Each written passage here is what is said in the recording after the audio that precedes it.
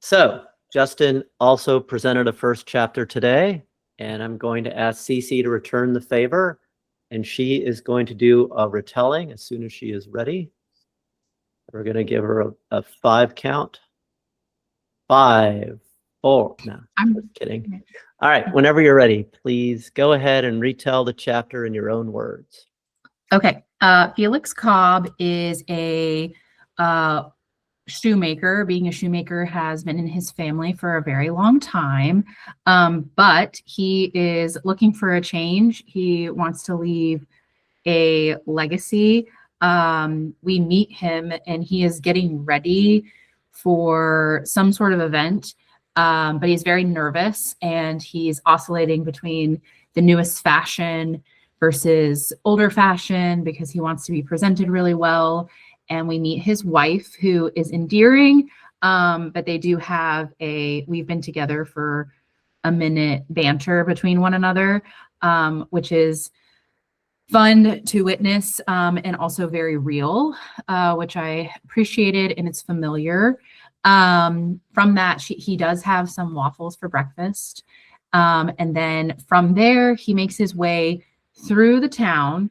And through the town, he does experience like different people of the town. But then when he gets to said event, or he's like, I think he's stopped at said event, like he's intercepted. And as he is like still thinking about trying to become mayor and win the vote, he is automatically mayor because his competition ate green potatoes and died. So he is now all of the sudden mayor. That's my retelling. Good. So what do we get? I think we get confetti or balloons. Balloons and confetti. Yay. So Cece, where's this story headed? I feel like it's so hard because I've like read other previous chapters and such. But I do feel as though there is a story of inadequacy about to be like, and if it's internal and external, because he is going to be like, I don't want to say this, but like he has been handed the title of mayor. And so I think there's going to be some resistance from the town and maybe buy-in of, this once shoemaker, more human mayor, because he didn't necessarily win the vote. So there's this movie called The Candidate with Robert Redford, and I think it was 1972, and it had exactly, I know you're not plagiarizing, Justin, but it had exactly the same story. And the ending, Robert Redford turns to the camera and says, they say, you won the election, and he turns to the camera or something, and he says, now what? Right? So really, I'm editorializing. The issue is that this is a complete story. And I don't see that there's any place to go at the end of this. Not to say it's not well written and excellent and everything else. I think the writing in this was phenomenal with 2 quibbles, right? But I think that is the signal problem. And let me continue this. Tell me about Felix Cobb. Cece, please. Felix Cobb. He, like I said before, he is a shoemaker. He does have a family, so he has kids. He has an endearing wife. He's a little bit of like a nervous Nelly kind of vibe, where he is like thinking 10 steps ahead and his mind is like always reeling, but he also has quick wit and like has humorous type internal monologue that I think create a light banter. He knows that he wants change, but I'm not sure he believes he deserves it. What's his long-term goal? Why does he want to become mayor? There's 2 halves to this question. What does he want to do as mayor? I don't remember that. I don't know what he wants to do as mayor. But we sort of know why he wants to be mayor, right? Because everyone in his life has been a shoemaker and he's only known for being a shoemaker. Yeah, so he hasn't really put any thought into what it means to be a mayor. So do you Right. think he expected to win being mayor, win the election? No, I don't think so. Fair enough, right? So the one way of titling this would be the accidental mayor. So let me focus in on an essential for empathy. What was Cobb's choice in this chapter that got that empathy ball rolling? So personally, I know we're not at the feedback section, but the empathy / agency is where I was looking. I think Cobb's choices were very like linear of like moving throughout his morning. Like it was routine based of like on to the next, like get ready, breakfast, say goodbye to my family, walk through the town. But there was like almost a lack of choice because it's happened so concretely to him in the end. Not to say it didn't have the humor and everything, but I don't know if there was a choice. So let's ask that. Did you laugh out loud? Yeah. As How someone many- who really likes potatoes. How many times?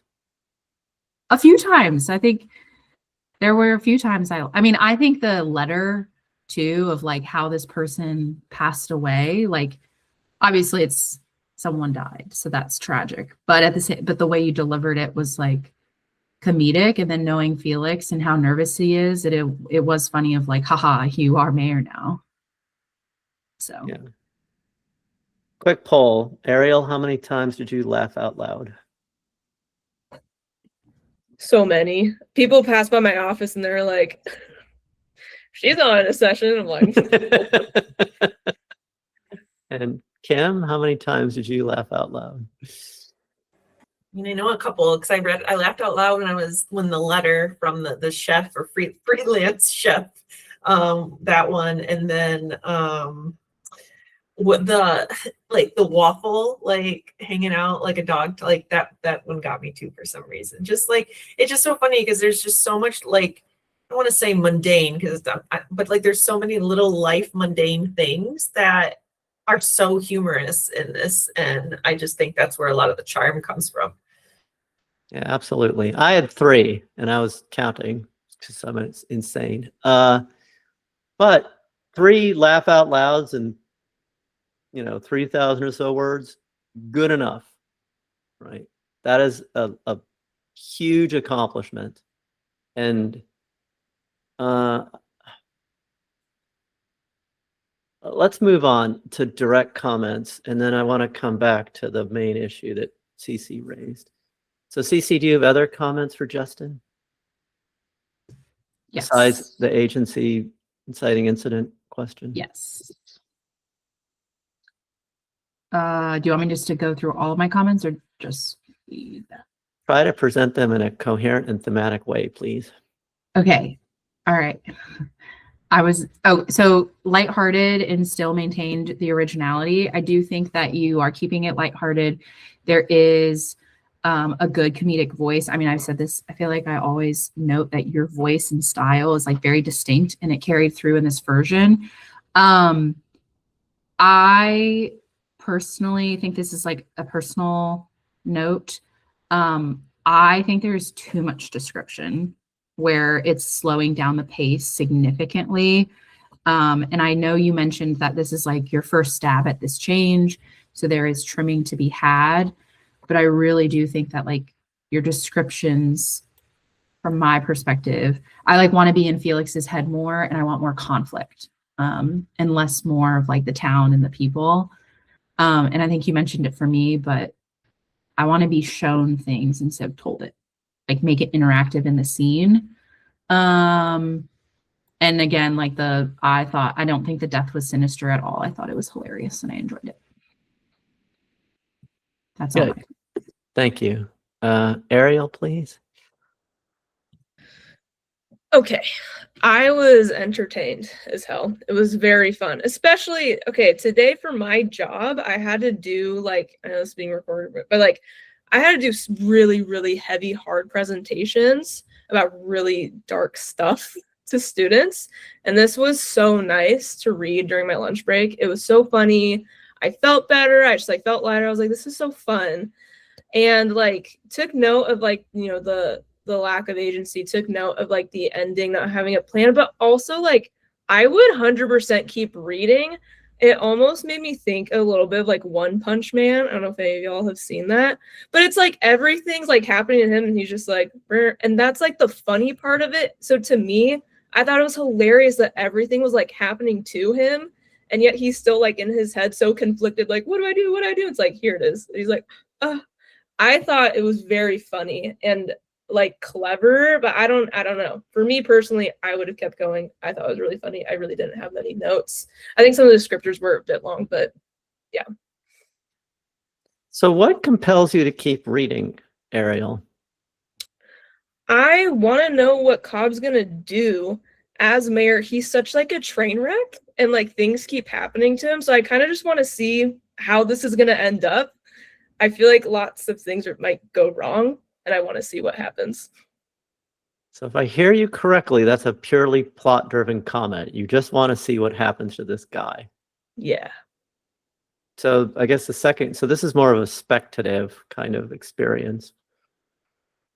Did you feel any empathy for Cobb? Yeah.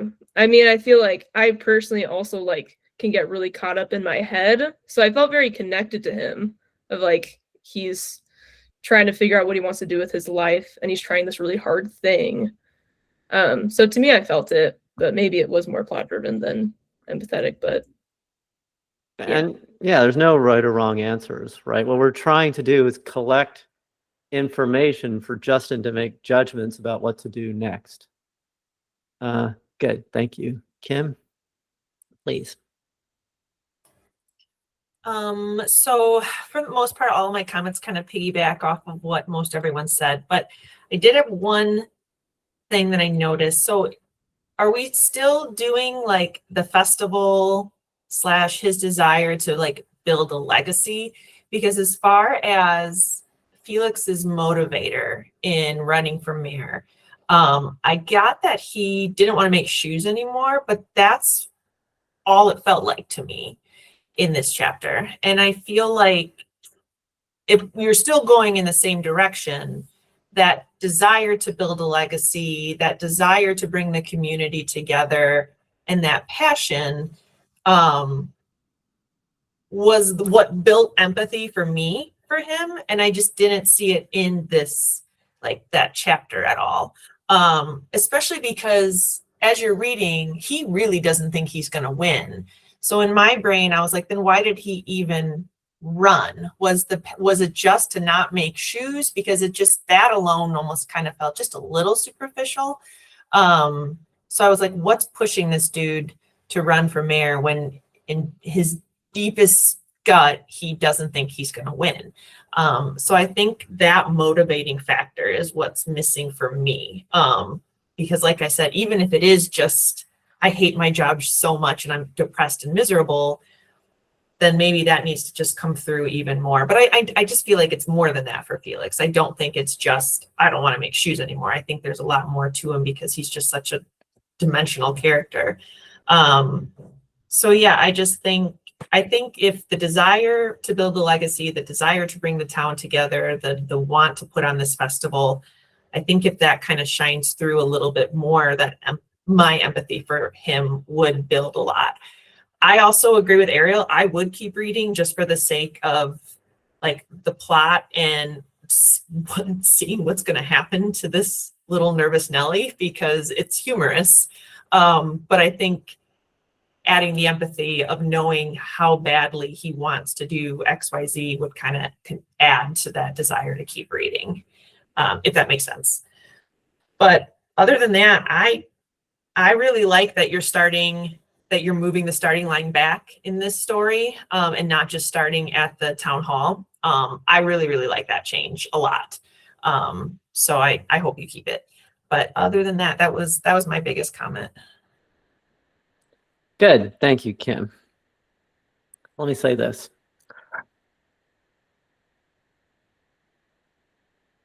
I mean, you're writing such funny stuff and it just seems effortless, right? You're just producing all these funny scenes. What I really liked this time was the little interjections, the preface, and the little were just the exact right length and the exact right connection to the ongoing text. So you sort of mastered that in the intervening time we've been talking. And I agree with Ariel and Kim, right? I could keep reading this just to laugh. But my sense is you could push this from very good to amazingly great with just a teeny bit more, I don't want to call it, I'll call it what it is, story development, right? We need to think about the underlying story here because the transmission is, it's not that the transmission is easy, it's that the writing is amazing standing on its own. Does that make sense? So you're almost not transmitting a story here. You're almost just letting the story slide into the background. So we've talked about internality, but I just want you to think about how the story is set up for people to read, right? The questions that Cece and I were having trouble answering about, you know, why is Cobb running for mayor? Well, he doesn't like being a shoe salesman, but why, right? And you have to answer all these whys in your head. Well, he doesn't want to be a shoe salesman, or maybe he's running for mayor to sell more shoes, right? He's going to become famous. He'll sell more shoes. That can't be it. He hates being a shoe salesman. So why is he running for mayor? And then does he have a plan for mayor? No, right? At least we didn't see one. So then we have to answer, well, what's next? What's he going to do?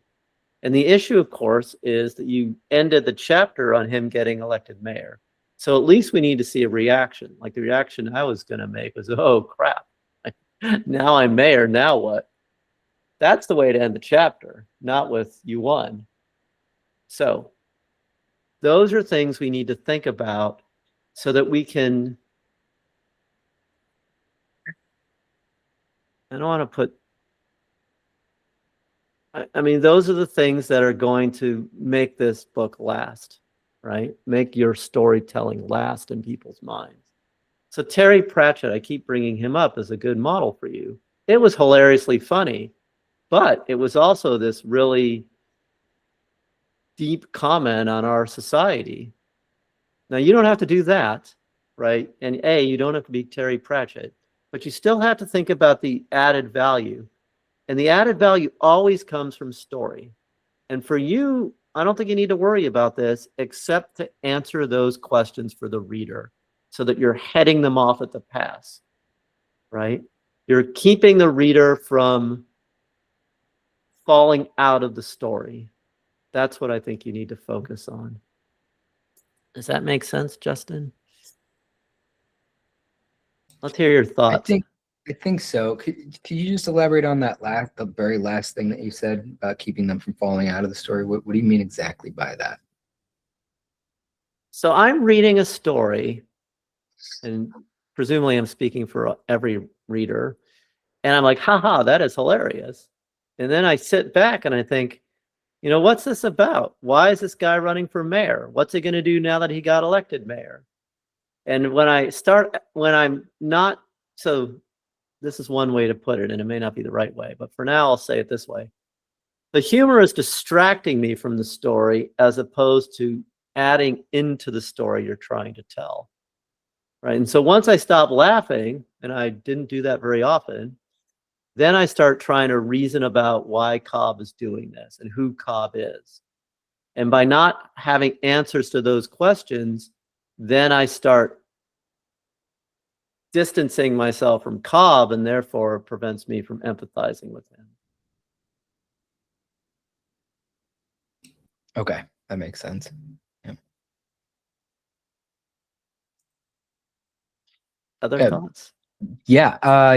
Thank you very much, everyone. It's always I think my biggest question with this was if moving it back was, I mean, like obviously this group is a very specific pool of people I can ask this because you've read the other version of this, and it sounds like it's a good move. I like I said, I thought about it about 1 o'clock in the morning one night, and I was like, actually, I think this is what needs to happen. So I do want to hone this chapter down into something much more strong. But I didn't want to put that work in until I heard that this, that this was maybe the right move. So I appreciate that. Something with the lack of agency. This is actually something I was going to ask about. It is on purpose. And I wanted to know, because it goes a bit against the grain of what generally readers look for in a character right at the beginning of the story, is that 100% deterring. Because my goal with this is to take a character that has basically his entire life had no agency or very little agency, and then show that character take his own agency over the course of a story. So my goal in this first chapter was to show so much of this stuff just kind of happening around him and to him without very much of his own input about how these things go.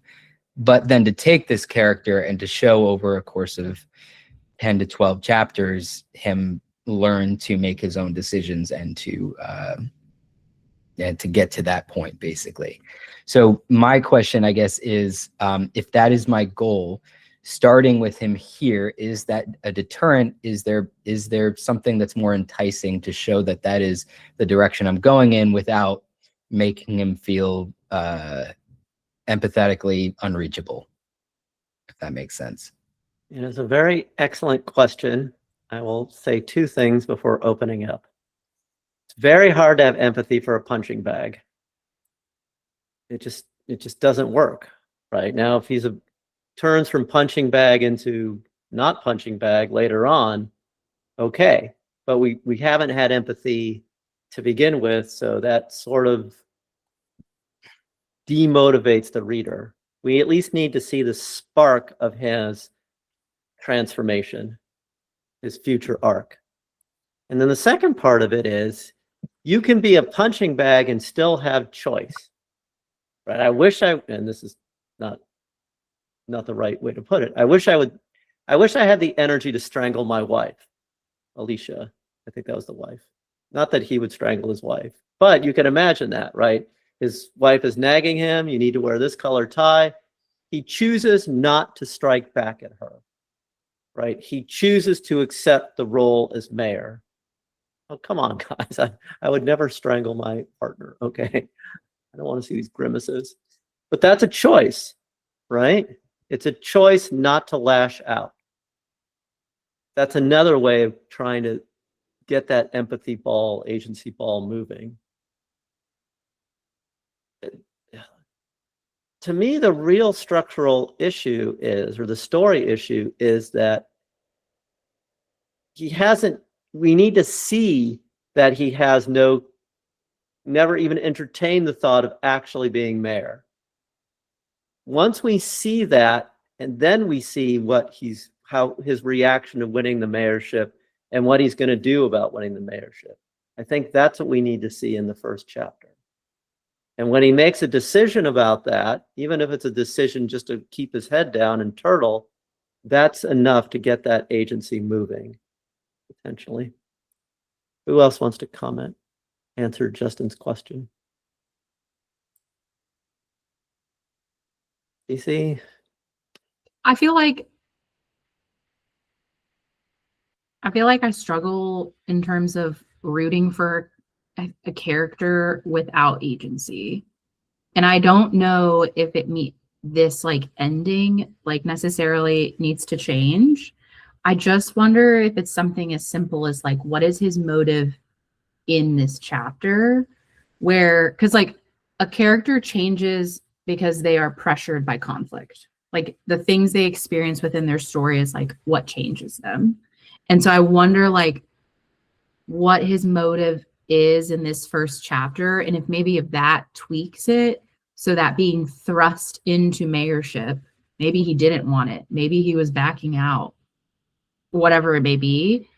Like if he's thrust into this mayorship, it wasn't what he wanted, but we already knew we were bought in on that because he had already made that decision, but now it's been changed because of plot and conflict. Does that make sense?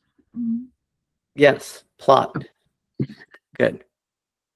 So the plot is external to Felix. That's the issue. He didn't campaign for mayor. He didn't expect to be mayor. Now he is mayor. That's happenstance, right? So you need some way of him reacting and taking agency given that happenstance, I guess is what we're saying. Ariel and Kim, or Kim? I feel like I usually try to stay on model as much as I can, but I thought it was really clever of just the things happening to him. And I mean me knowing the trajectory of like him gaining his agency. I thought it was really funny, and I like to read funny. So I don't know if that would then like maybe you wouldn't get as much readership if people are really looking for that agency. I don't know if I'm making any sense. I think I can just go off of what I felt during it, and I just like really enjoyed it. And again, I was personally in a reading experience where I needed something really funny, and I just thought it was funny how everything was happening to him, and he was just having to roll with it. Maybe then the answer is focus more on the internality and him suppressing himself, or him sort of reacting to the situation. Maybe. Yeah. Right? So I was thinking a lot about One Punch Man, and that's a lot of what he's doing. He's like trying to find, like, I want to find the guy that will actually be able to, like, I can battle, but instead it's like he just like pats someone on the back and it's like he killed the villain, and it's just like, but he is doing things. I don't know. I'm trying to figure this out, but why do you empathize with One Punch Man? I guess it's because, like, yeah, he is doing things. He is doing things. It's not going the way he wants them to go because he wants to like find someone who he could really battle with, but he can't. So he's lonely. He wants a super villain.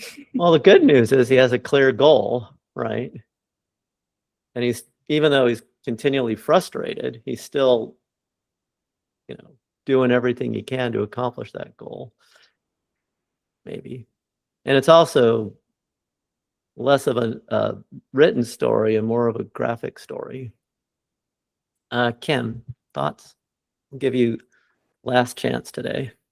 So I think what's missing for me, so a long time ago I had a professor that said every chapter you write, think what does the character want and what's going to happen if they don't get it. And I think that's what's missing for me in this chapter is I'm not quite clear on what Felix wants. And maybe he doesn't even know himself or wants to admit what that is, but I think as a reader, like that needs to come through.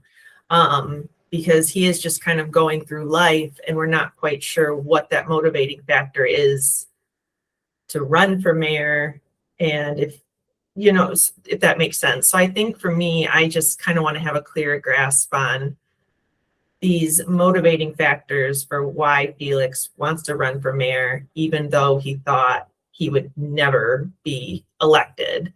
And what does that mean for him if he's not elected? Good. Makes sense to me. Justin, question? No, not really. Ideas. The thing is right now there's like two different ways that I can maybe take this, like just off the ideas I got from these notes. So I just have to sit with it and see what's going to work best for it. But I might be down to try and bring this again next class and really try and knock this, get it down. So, in line with today's lesson, pick one of those two ideas, keep all the funny, and then just rewrite the chapter. It's an easy assignment. Actually, let me modify that. It's an easy assignment. You have the chapter written. So think about going both of these directions, presenting two chapters, and then we'll do a comparison between the two. I think I don't want you just to tack things on, right? Oh, I'm going to add a motivation here and a motivation there. But think about the chapter in light of these two options, and then rewrite the chapter from the ground up, but keeping all the funny bits in it. You think that's Okay. doable? And then I promise you, I will read both of them, and then we will try to talk about which one is more or less effective. I think that would be a great exercise. Okay. Yeah, I'll Okay. give it a shot. All right, good Yeah. job. And don't, this was good enough for 60 to 70% of the people to buy it. But I want 100% to buy it. And I Me mean too. buy it. I don't just mean, laugh and not buy it. I mean, the laugh was really strong. And if you read this out loud, people would be, gut busting up. And that's great. It's an amazing talent. But there's no reason why you can't get 100%. So let's give it a shot. Bardsey delivers the tools, guidance, and support you need to produce compelling novels. Our well-researched and thoroughly tested approach includes our minimum complete story, a 90-second exercise that keeps your writing on track while fueling creativity. Bardsey Publishability Index, a 23-dimension checklist that offers attainable goals and provides actionable feedback. And our brand new comprehensive character developer that helps you construct unforgettable characters. Come see for yourself at bardsey.com today. Try our workshop or enter our first chapter contest. Then, when you're ready, Elite Membership delivers writing groups, personal coaching, and a curated community. With Bardsey, your work will captivate everyone, from agents to publishers, and, most importantly, your readers.